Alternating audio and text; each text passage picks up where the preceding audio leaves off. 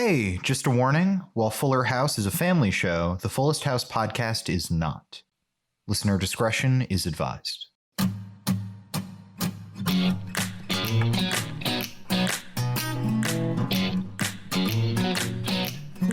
Hello and welcome to the Fullest House podcast. Remember Will and Grace? Any progress made by that show is getting set back today, baby. I'm Mark Greene. I'm Harrison Bloom. And I'm Zach Horowitz. Oh boy, this episode. Wow. Ooh.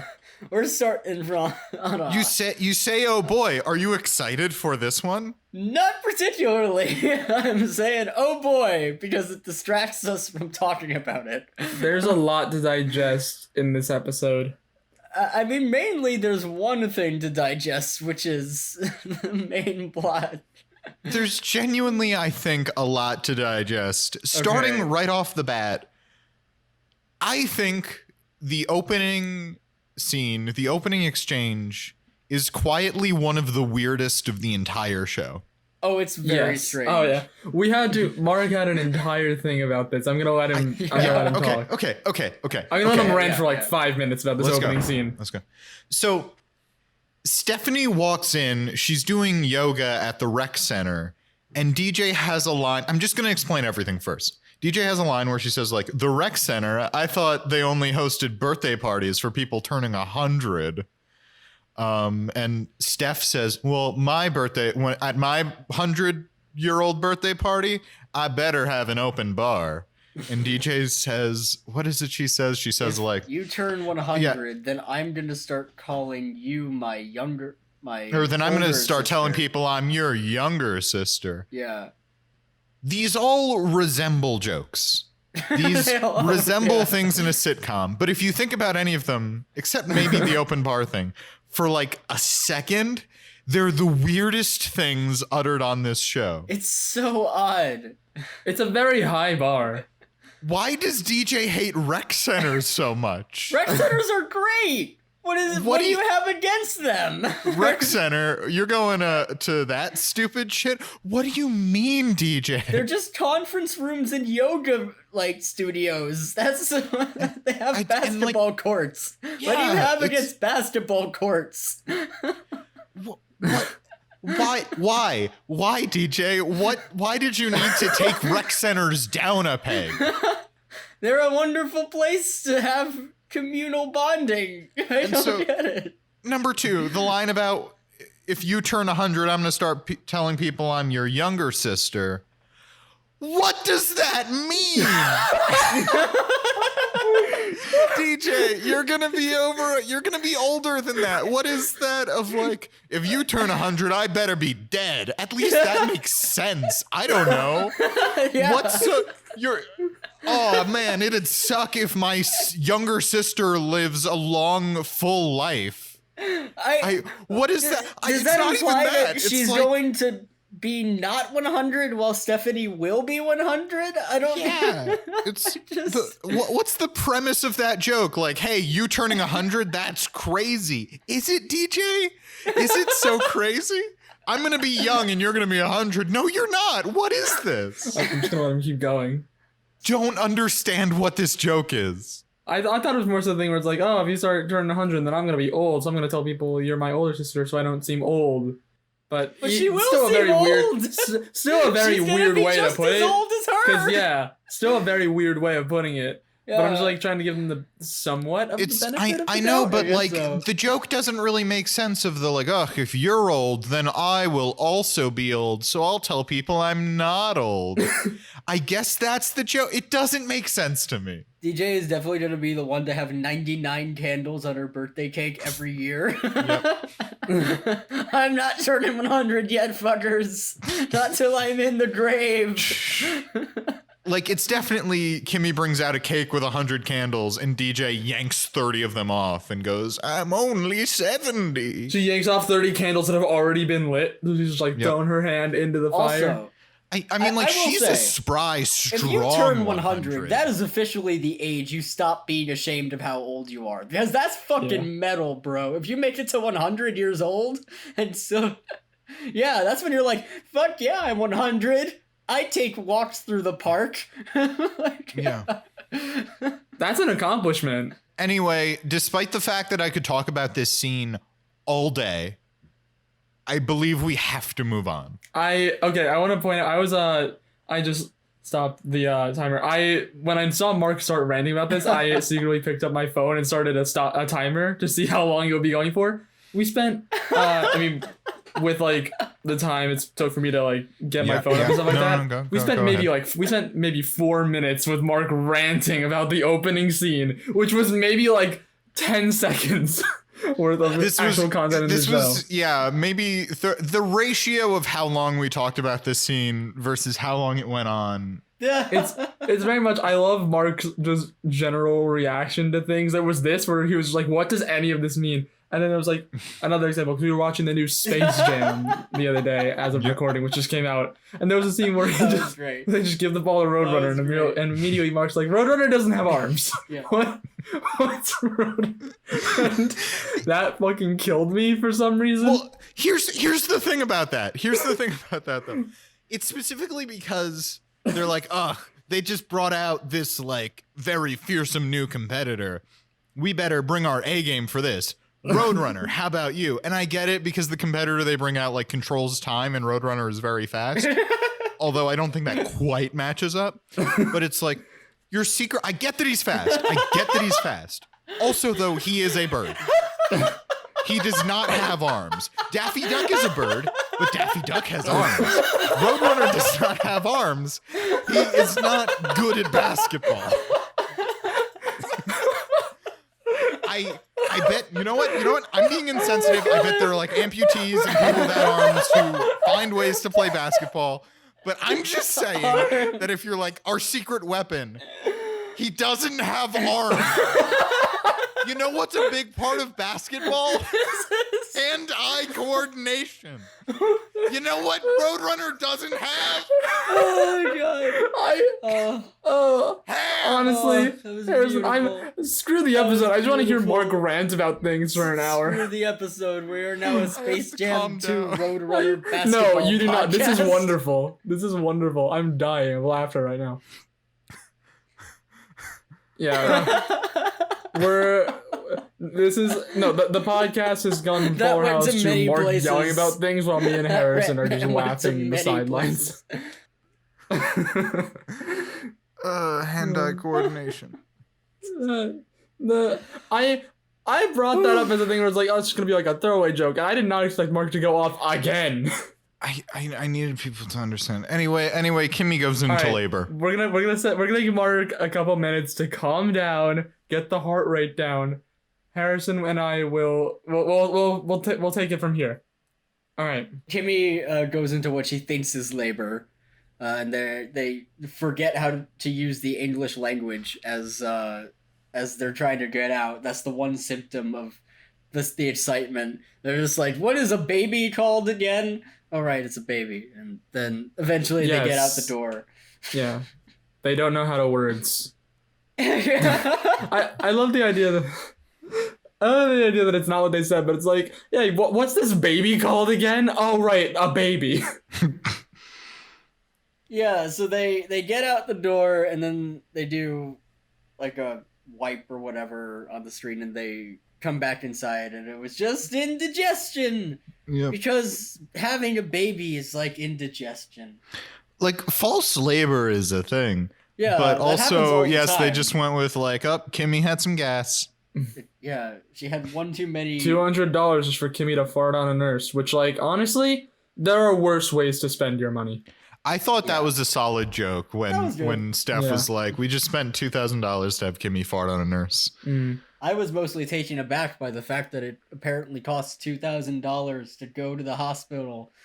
Yay. America. American healthcare. Yep. You know what I was taken aback by? What? Ooh, where was Jimmy during all of this? And that's exactly what our gang of she-wolves ask themselves. And I'm sure and Jimmy, we find out Jimmy has a very good reason, which is he was playing Pokemon Go, and there's a Pokemon right behind Stephanie. I forget what year this came out, but it definitely wasn't. Jimmy needs to Pokemon Go help his wife, girlfriend, not wife. Well, let's see if we backdate it. It's 2018. I just looked it up. It's December 2018. Okay, yeah. So 2 years after Pokemon Go was popular. Yeah, like 2.5 years. After I do Pokemon still Go was sometimes popularized. see people playing it, so it's not entirely I'm not, out of the yeah, question. I'm not gonna shit on it. Like, I still play Pokemon Go occasionally, but that's because I'm a big fucking nerd. But also, like, Oh, come on, Jimmy's a big fucking nerd. They make like 7 jokes about Inception in this episode. we're all big fucking nerds here. All right, it's not. Yeah. It's, Everyone's a nerd about something. yeah. But Jimmy wasn't there for the baby. Yeah, maybe next time you should Pokemon go to the hospital with his girlfriend. Right? Yeah. Jimmy's gonna be a bad father. That's what this episode's about. Yeah. Jimmy sucks. Yeah. How dare you say that about our good boy Jimmy Goodboy? I know. I feel ashamed saying it. This is the episode where Jimmy threatens to not be a good boy. No. But don't worry, we're only 2 or 3 minutes into the episode, amazingly. Oh god, we are 12 minutes into recording and 2 minutes into the episode. We're trying. We got I'm this. currently trying to talk about the episode. Okay. Let's just keep going. And you guys are Let's talking go. about how we're not talking about the episode. Okay. DJ is saying to Kimmy, like, hey, maybe Jimmy isn't going to be a responsible father if he didn't pick up your messages and like didn't pack the baby bag or anything. And Steph is like, I'm not going to worry about it. He's only going to raise a child with me. I don't think it's going to be a problem. Yeah, her attitude is very strange about it. It's a little strange here. DJ keeps pushing this. Steph makes a very catty remark about DJ interfering in her relationship. Then DJ immediately interferes in her relationship. Yep. She pulls Jimmy aside and says, hey, you better be a better father. She's not that harsh failure. about it. I'm doing a brilliant impression of DJ right now.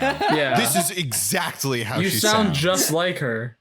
She says, you loser, you failure, get it together, you And then she idiot. slaps him across the face. She slaps him like 5 times. Yeah. And then he And- starts crying. He starts crying, and in his tears he says, but I have to go to Nepal for my job. And then she says, fuck Nepal, and slaps him Nepal. again. They make a couple jokes about how it's not pronounced nipple. DJ slaps him again. Next scene. Guys, this is where the big thing happens. Yeah. Kimmy has an intern. Yeah. And Yeah. there's something about him. Yeah. It's something that, oh, you know what it is? Maybe it's the fact that we get to play our favorite game on this podcast. No. It's This is a That- corollary to our favorite game. Homophobic. it's the famous spin-off to the famous segment. Yeah. The Is That Racist segment is getting so good that it's the first segment to actively gain a spin-off. Actually, no, we've had Sad Boy of the Week spin-offs before. Wait, Oh, we wait, have. guys, wait. You're telling me that Casey, Kimmy's new intern, is gay? Well, he No. wears What? fashionable scarves indoors. He Mhm. has a Very- stereotypically slightly effeminate voice. He is into theater and Mhm. dance. This is all he very is a huge- These are all heterosexual normal behavior in my things. eyes. He These are all- he says words like unavail and yas queen. And- This is my heterosexual friends say this all the time. Oh yeah, totally. Oh yeah, I can't count the amount of times I've said Yas Queen to.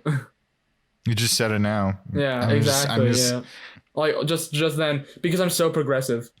I think we're making some assumptions about this very gay caricature. Oh god. He is a caricature. gay, and that is his only personality trait. Yeah, Yep. he seems like a perfectly fine guy. It's not like they're trying to say something bad about him, but it is very, very stereotypical. Fuller House is not trying to destroy gender norms. Nope. It is not at all. And Kimmy wants to set him up with Ramona. I mean, there's more that happens in the scene. He like Fernando comes in and is Fernando comes in. Yeah, he's a very good intern because he like picks up the phone and says that Kimmy's not available when she really is available. So he's like lying to the customer base, but it's okay because it generates good buzz. Yeah. Including with Fernando. He does this to Fernando. For some reason, Fernando is calling Kimmy on her work phone. That's a good point. That's a good That's a good point. That's a very good point. Do you think it's like a boundaries thing? Like Kimmy does not want to deal with Fernando? Fernando, you're the father of her child, Fernando. You're the father of her child. And then like DJ comes in and she starts slapping Fernando and she's like, do better. Be a better father, you idiot. She slaps him a bunch and then she just leaves the scene and it keeps going like that didn't happen. Oh yeah. Exactly. There's a lot of slapping in this. She just did it really, really, really fast, so we couldn't even see it. Yeah, I do want to point out Fernando has one line in this episode that I think is very, very good. He walks in, sees Casey, and immediately says, "Who is this strapping young man swanning about the kitchen? I am the only strapping young man allowed to swan about the kitchen." This is why we love Fernando. Juan Pablo Di Pace, please come on our podcast. One of the many reasons we love Fernando, word choice. Yes. I like that he says swanning about the kitchen. Oh, yeah. Swanning. Yeah, no other character could pull that off. Yep. But yes, as we said, I have it written in my notes this way. I just want to read you one of my notes. Mm-hmm. Kimmy wants to set Casey up with Ramona because she is dumb. That's fair. Or maybe she's like a lot more tolerant than we're giving her credit for. Maybe she sees this caricature of a gay person and says, I don't make any assumptions about him. Yeah. I'm not going to assume he's gay just because he's very gay. Why should we assume that he's gay? I was going to go in a different direction and say, I'm going to set this guy up with Ramona because I think they'd be very good friends. I think Ramona needs a gay best friend. But I like yours better. I like Mark's better.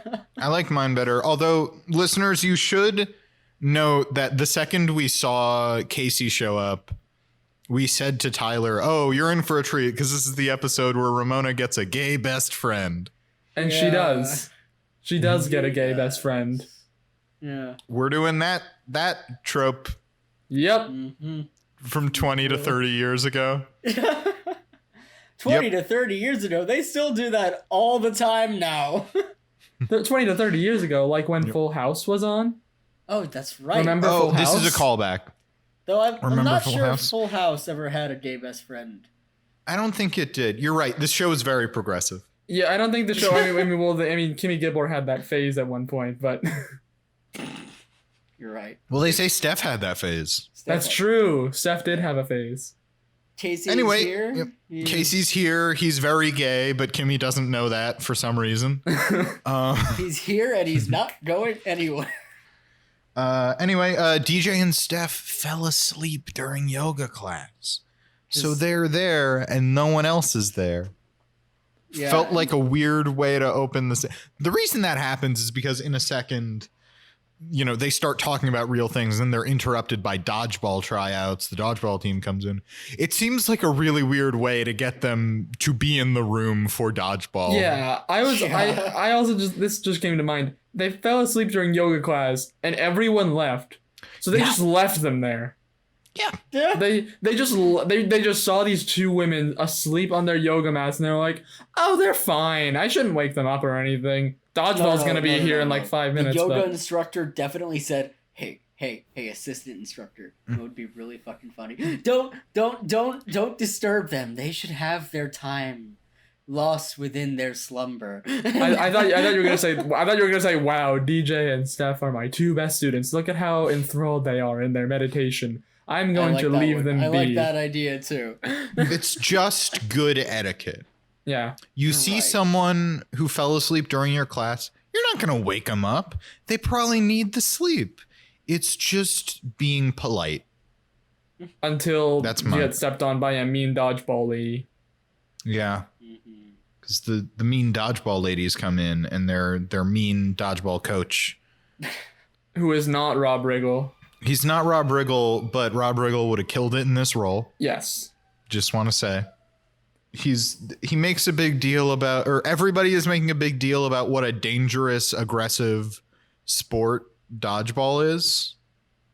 Thing that like 12-year-olds play in school. Yeah. Like, I know sports get intense, but is it really just the movie Dodgeball that created the public consciousness idea that dodgeball is like the most intense sport Even ever? the movie Dodgeball isn't super violent. Nobody gets like injured. There's a whole scene where Zach, if you can dodge a hammer, you can dodge a ball. That's not a ball. That's not during the game. That's not a ball, Mark. Wait, But there you're are telling me injuries that in dodgeball isn't dangerous in the movie Dodgeball. Okay, when someone okay, literally fine. throws I will hammers. amend my statement. Nobody gets injured during an active dodgeball game. No, wait. Is that In true? practice, when they throw wrenches at them, sure. But Wait, there last was I never a checked, scene in Dodgeball- actual dodgeball games are not played with wrenches. I love this movie. It's It's been a say for while sure. since I've seen Dodgeball. Okay. Yeah. Okay. Okay. don't Yes, know. sure. They throw wrenches at him in practice, and then the coach later fucking dies. Spoiler. And and he gets very fucking injured. Die. Okay. But not in a dodgeball game. No one gets injured in a dodgeball game. It's a rubber ball. I get, one get but I injured mean, in I get the dodgeball? idea of because I mean, it's an entire I mean, sport like, where the point People is get hit and maybe throw it hurts for things like 2 at seconds people. because you throw a thing at somebody. But No, like I no don't one mean breaks in, an arm I or don't anything. mean in the sport of dodgeball. I mean in the movie Dodgeball. There was Yeah, never a well- dramatic scene where a character gets injured. there was never an injury where it was like, oh, this is a serious injury where they're not going to be able to play dodgeball. Okay, whatever. It's like people will get hit and they'll be like, ow, a thing hit me. But like, Yeah. Anyway, Steph tries out, and it seems like maybe she has some anger stuff to work through. yeah. Because, Just gonna put that out there. Because the very Yes. mean, angry, sexist coach calls her Buttercup, and then starts just pelting her with balls. Hey, he called DJ Buttercup. Okay, that's right. This And then is says an Steph important could note. also This is be an important Buttercup. note because they DJ and Steph wanted to know who Buttercup was, and it was DJ. What is a Buttercup? Anyway, Well, Buttercup is one of the Powerpuff Girls. you're right. You're right. Anyway, Steph plays dodgeball. Which explains the anger issues. Buttercup 'Cause she was was the nice, Right, Buttercup was the exactly. yeah. blue, nice one. No, she was the green one. No. Bubbles was the Yeah. Oh no, Bubbly you're right. one. You're right. Buttercup. Buttercup right. was the green. Blossom angry was the one. leader. Get your head in the Right. game, Harrison. You're right. God damn it! What is with my Powerpuff Girls knowledge? Anyway, Get fucked, move on. Harrison. God damn it! Next, we have a very normal scene where everybody's discussing Ramona's love life. Yes. Everyone is giving her so much shit for not going on dates that much when she's only 16 or something. I was like to point out, Steph, through her anger issues, is very good at dodgeball, and the coach is somewhat turned on. We can see it's not explicitly Well, stated, but we can tell. Well, the coach is tell. mostly There's excited because he now has a champion who could get him out of his mother's basement. Yes, Which Yep. already makes him a contender for Sad Boy of the Week. this so I is highly doubt true. he's gonna This win. is true. But anyway, yeah. Next scene, Ramona's love life. guys. Ramona hasn't dated anybody in a long time. I know. I mean, she went down from a Japanese pop star to nothing. Hey! Do not talk shit about Japanese pop star Marius Yo of the band Sexy Zone like that. No, I'm saying, like, she started at the top and now she's got nothing going on. I mean, I understand if Ramona has incredibly high standards after that. And Okay, I true. mean, J Money fully says you haven't gone out with anyone since you allegedly dated that Japanese pop star. To which Ramona responds, "You were there when he pulled me on stage, and we like danced together in Japan." Yeah. And he says it was Japan. Who knows what was going on? Just like, that's a fair statement. Fair statement. The entire Japan arc was just a fever dream. It's just really funny to me in this scene, like we often say we want like a Friends style spinoff about Ramona, but they're fully treating Ramona like she's in a Friends type show. Why are there no single guys in Manhattan? Yeah. You haven't gone out on a date in what, like forever? She's like 16. Who cares? Is it time for Mark rant number fucking, I don't even know at this point. Chill out. Look, I'd love for Ramona to be a Monica type in a Friends type show. This is the kind of thing that'll come up with that character, but she's 16 now. Leave her alone. Don't need to force young women to date people. I don't know. What is this, the 50s? Yeah, anyway, they're all really like, Ramona, you haven't dated anyone in a while. And then Kimmy says, I have the perfect guy for you. There's only one problem, but I'm not aware of it yet. Yeah. There's one major problem. And Ramona does not. There is one major problem. Ramona doesn't want Kimmy to meddle in her life anymore. Whoa. That's not what I was thinking, but yes, that's also true. I was thinking right. because he's gay. But yes, there's a whole thing because Ramona's Zach, can like, I let you in on a secret? Yeah. I picked up on that. Whoa, no way. You picked up on my subtle... I knew what you were thinking. You picked up on my incredibly subtle humor? Yep. Very subtle. Wow. Guys, very I have mastered subtlety. Much like Casey's sexuality. Oh, of course. This is just when we find out in like an M. Night Shyamalan twist that Casey was straight all along. We are making a lot of assumptions, but to be fair, the show is leading us there. Yeah. Yeah. But yes, Ramona has this whole thing where she's like, I don't want you to meddle in my life. Like, remember the time when I was at school and you came in dressed like a rapper and started rapping in front of the entire school about how cool I am, and then that somehow worked? Or the time when I went on a date to laser tag and you shot everybody? Or like there was a third one. These are all things that happened in previous episodes. I feel like they're when she dressed up like the Mouse King. That's the one I forgot. On yes. I like that you emphasize that these are all things that happened, because it would have been so easy for them to just make up a new problem with Kimmy and then just point to like random stories that could have potentially happened in their lives. But they're definitely setting up that this is a pattern of behavior in Kimmy, and she's definitely going to grow and learn and change, right? Right. Oh, totally. Yeah. That would seem like the lesson of the show, of the episode. But stay tuned, because this show does some weird things sometimes. Mm-hmm. But Ramona eventually agrees, okay, fine, I'll go on this date because I don't want to leave the guy hanging, but don't meddle in my life anymore, okay? Yeah, and anyway, in the next scene, I don't have many notes on the next scene because I wasn't completely paying attention, I'll be honest. But I did start paying attention when there's like, Steph and DJ are fighting. I assume it's still about Jimmy. Yeah. DJ saying, you gotta talk to Jimmy about this stuff, and Steph saying, no, I don't care, it doesn't matter, even though it kind of does. That is pretty much it. I will say, in this plotline, DJ is being very annoying, but she's kind of right. Yeah. Yeah. I don't want to say that she's right, but she's kind of right. Yeah. Well, she's kind of right to tell Steph to do it, but what's not right is when she goes to Jimmy and she's like, hey, Jimmy, you gotta do better. But Jimmy's like, but I'm gonna go to Nipple and take pictures of Nepal, by the way.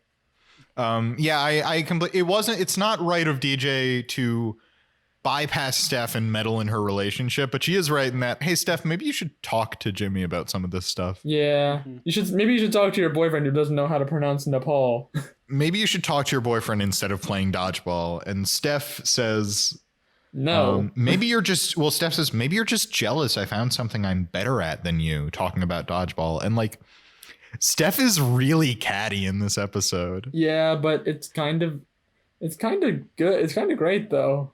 It's kind of great. No, I'm saying it's kind of great. Earlier there was the line where she's like, wow, it's so unlike you to meddle in my relationships. And now she's like, well, she's very catty in this episode in a way that she is not usually. And I kind of love it.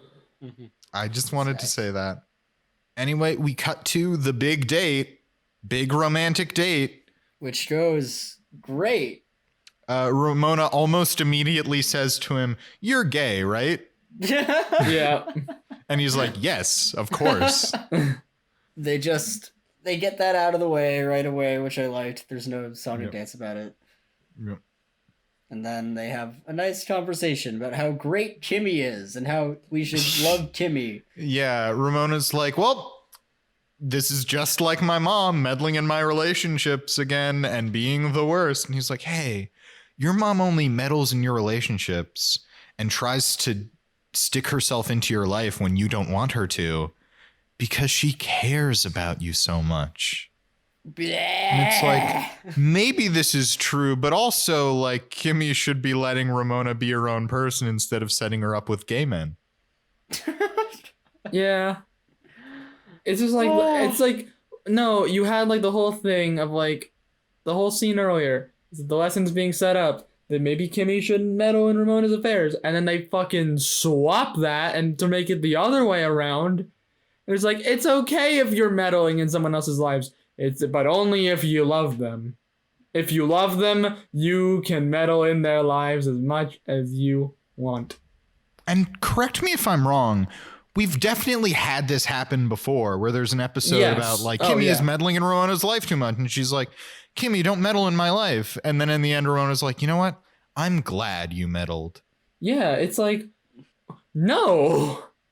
No, this is not good behavior from Kimmy. This is not a good message. And I'm not saying Kimmy has to extricate herself from Ramona's life entirely.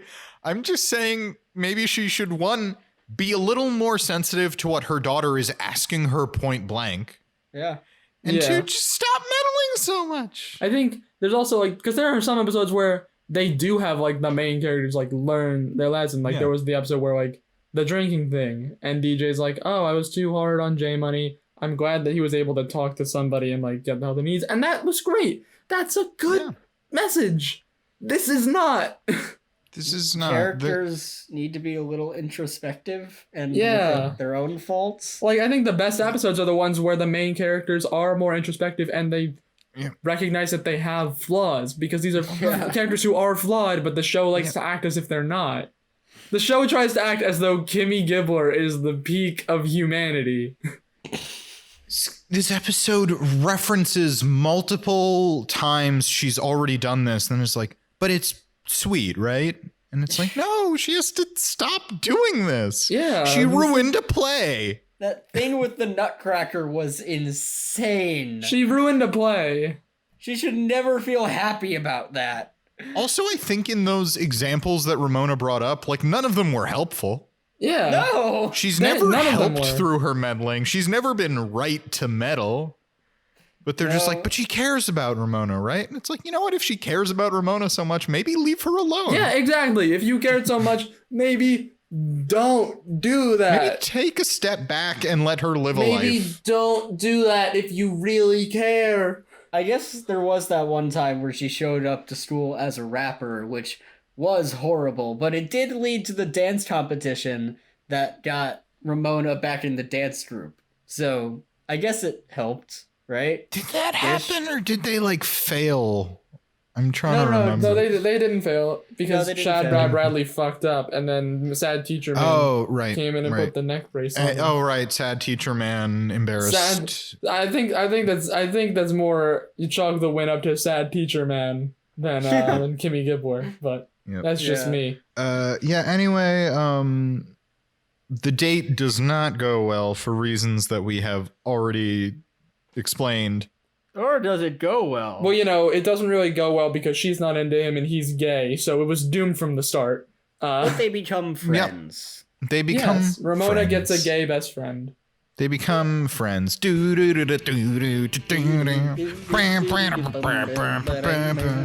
no one told you life was gonna be this way. Okay, now we're done. Musical bits. Musical bits. What happens next? Steve is at the dodgeball game. Right, yes. Steve is there for some reason. He never really contributes anything, but he makes one joke. Yeah, Steve is just there. He's concerned about their feet. Like, it seems like Steve just kind of shows up whenever. Like, it's Steve, Steve shows up whenever to talk about feet. Yeah. Like, Steve just kind of shows up randomly. Because I feel like there's so many times it's like, oh, is Steve coming? Oh, no, Steve couldn't make it because he's doing a foot thing. And then just, like, the next episode, Steve's just randomly there talking about feet. Well, guys, did you know that in dodgeball, you use your feet? And so, theoretically, you may have to go to the podiatrist because of foot injuries. This is all true. Harrison. Did you know that? Harrison, Did you know this that? isn't kickball. But there are wood floors, and they step on the wood floors. Did you know that walking requires feet? Anyway, DJ interrupts dodgeball practice to talk to Steph, but the coach, the sad coach, does not let her on the court. No. So she does what any normal person would do, which is steal an opposing player's jersey and join the team, which no one seems to stop her on. No, normal behavior. Not a sign that maybe you two are meddling too much. Like, I'd also like to point out, like, this plan works. DJ joins the other team. The players don't seem to notice that their teammate is gone and replaced with some random lady. Their coach is non-existent. They do not have a coach. No. And everyone just seems to be fine with this. What the heck was up with that? Yeah, they don't have a coach. Oh, I guess they should establish why DJ goes on the court. It's because she gets a call from Max. Oh, yes. Max mentions that Jimmy has a bunch of bags, so she immediately Jimmy wants to start packing, so she's asking where the bag is. And she's like, okay, I gotta go talk to Steph. Stall him. Packing talk because to him he's about leaving Inception for Nipple. again. Oh, well, of course, he's leaving for Nipple, but I was trying to trace the path of the conversation up until the point where we realize he's totally not going to Nipple. Like, that's not at all an obvious twist. Wait, Jimmy, before you leave for Nipple, let me explain the plot of Inception to you again. Yeah. Which is basically what like, she's... oh, boy! That's what Max is doing to DJ to stall. To Jimmy to stall.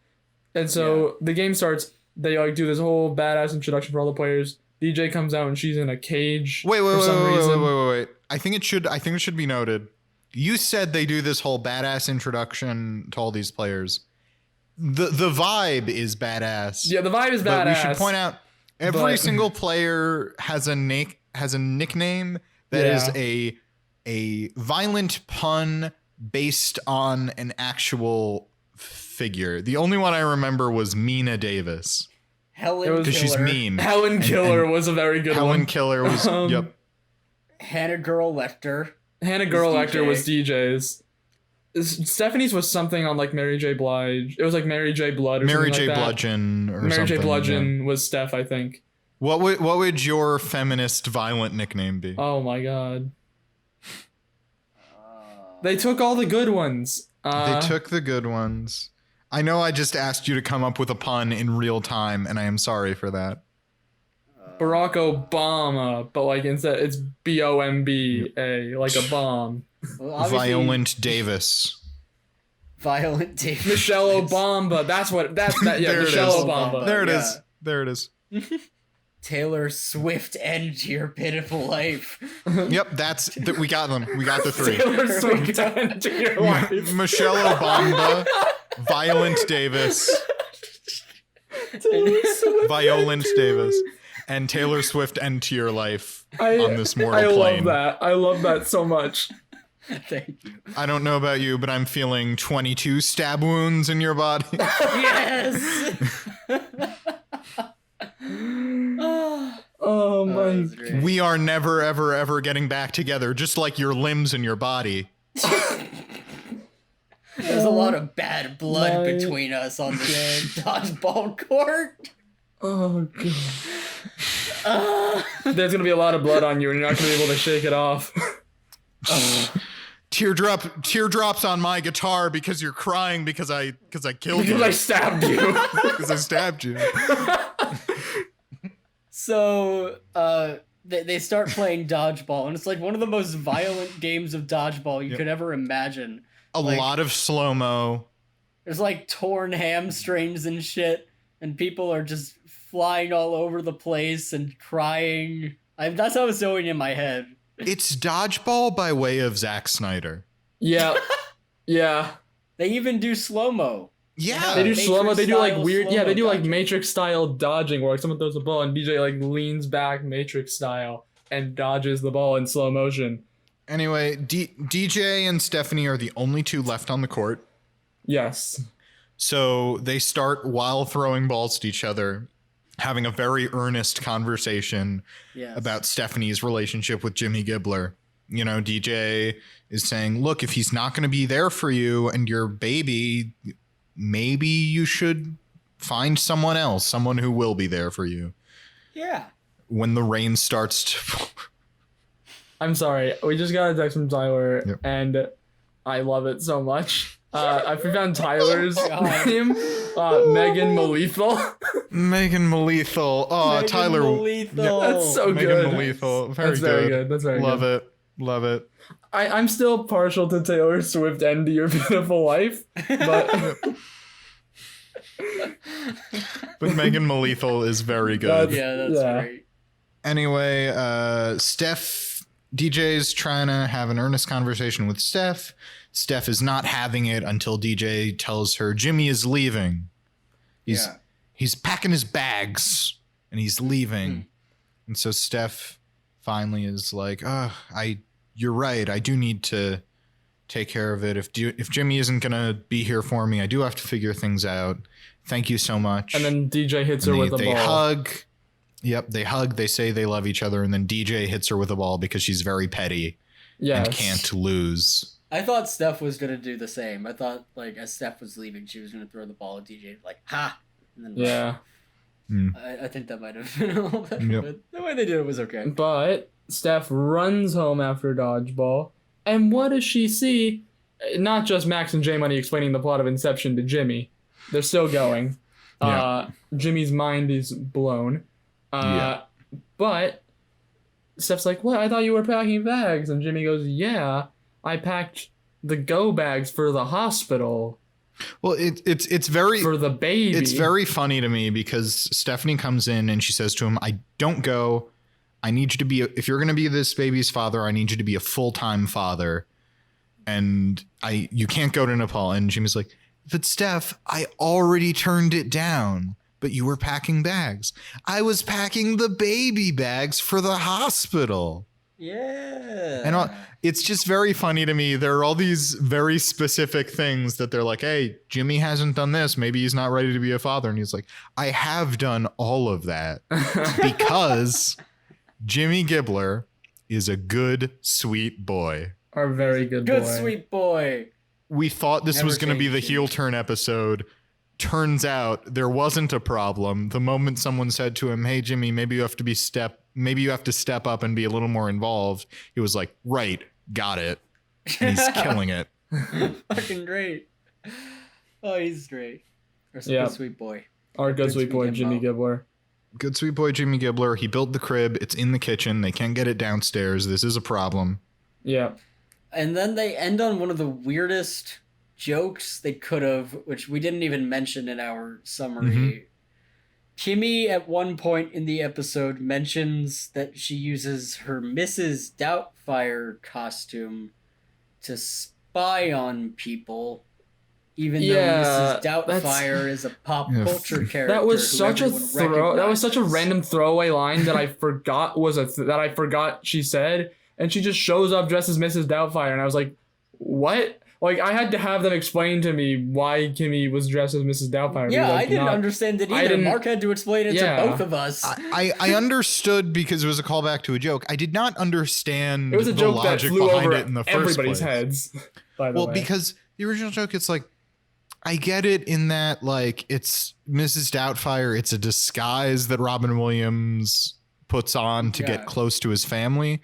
But also, like, Kimmy, isn't it more suspicious if there's suddenly this old English lady in their house? It's not that Mrs. Doubtfire is a ninja who nobody can who nobody can They, like, see. It's that they have to hire. It's a disguise. Yeah, that it's a disguise. Or Yeah. a nanny that you hire. Yeah. So Yeah. like it's maybe it's like Kimmy has a thing for Mrs. Doubtfire. I don't know. Like That this wouldn't is just a surprise thing. Dressing up like an old lady. That some sort of maybe Fernando has a thing for it. Fernando gets turned on. Fernando definitely has a thing for it. I do want to say this is the last thing in the episode.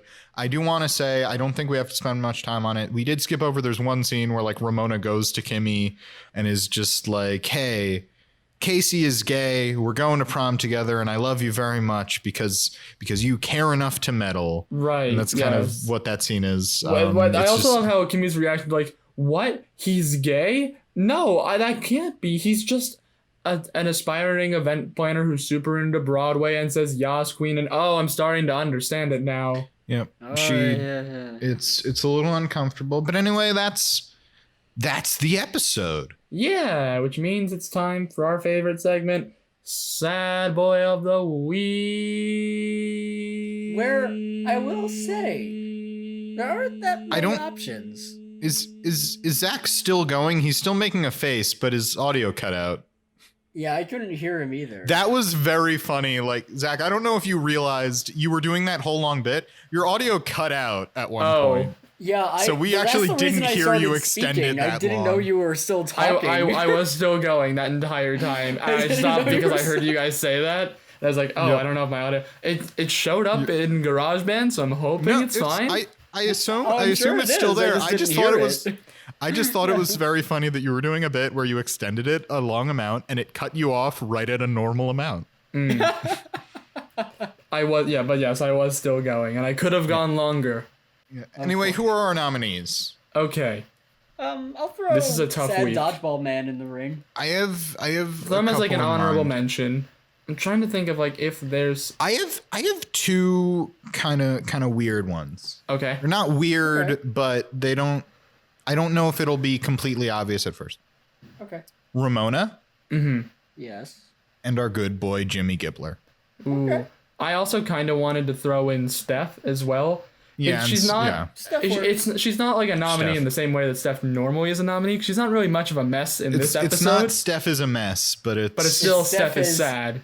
You know what? You're right. Just Steph is very angry in this episode, and Yeah. that's It's a just form of angry repressed Steph. sadness. Yeah. we're going with Steph, Ramona, and Jimmy. Sure. Okay. Yes, I will take sad dodgeball man out of the ring because he's not going to win. No, He's an honorable mention. He's an honorable mention. Because he lives with his mother and is very He's very sad. about sad, but I don't think I enjoyed him enough.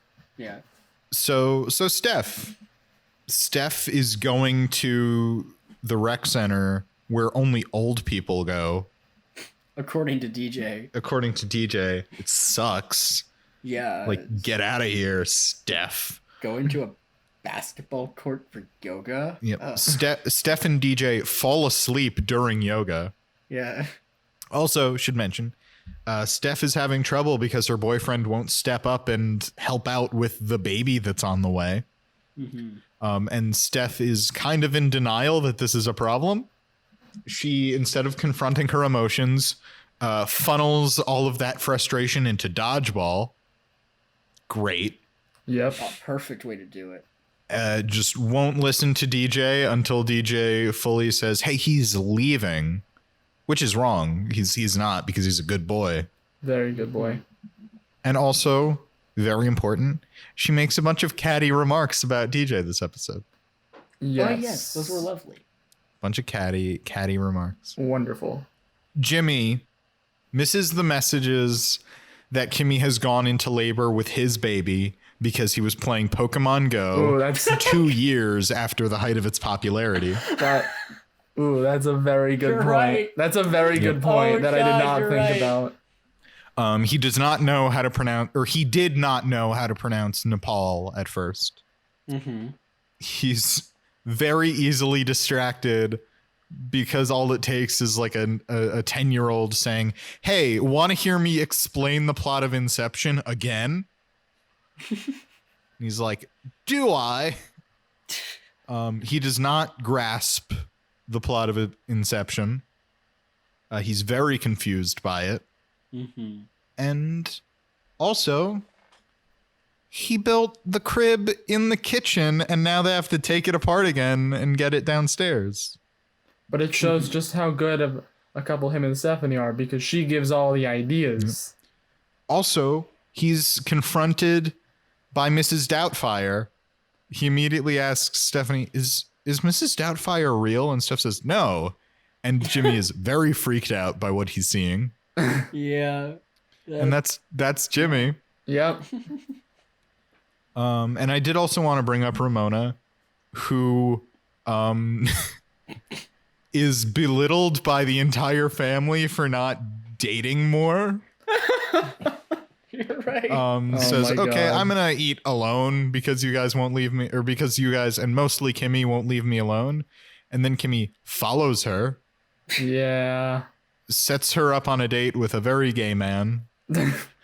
But she does get a good gay best friend out of it. Yeah. And is forced to, maybe forced isn't the right term, but forgives her mother even though she shouldn't. Yeah. But she does. Yeah. So who we voting for? I don't know. I gotta say that the nominees were better than I thought. This is a tough one. This is a tough week. I'll be honest. At first I was thinking possibly Steph, but I think with your explanation, I think I might have to give it to Jimmy. I think the explanation swayed me. I know. I kind of like in my heart wanted it to be Ramona because this is our first Ramona centric plot in a while. And I love Ramona, and Ramona is really hitting the things this episode, but I think it's Jimmy.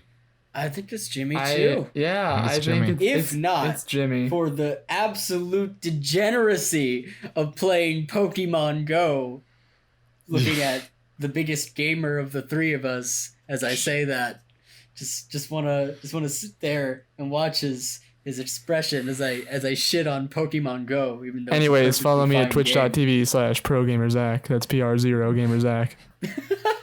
So Jimmy's our winner. I went right into the mic for that one. Jimmy's our winner. And on that note, I want to say thank you everybody for listening. Please follow us on social media. We are at Fullest House Pod on Facebook, Twitter, and Instagram.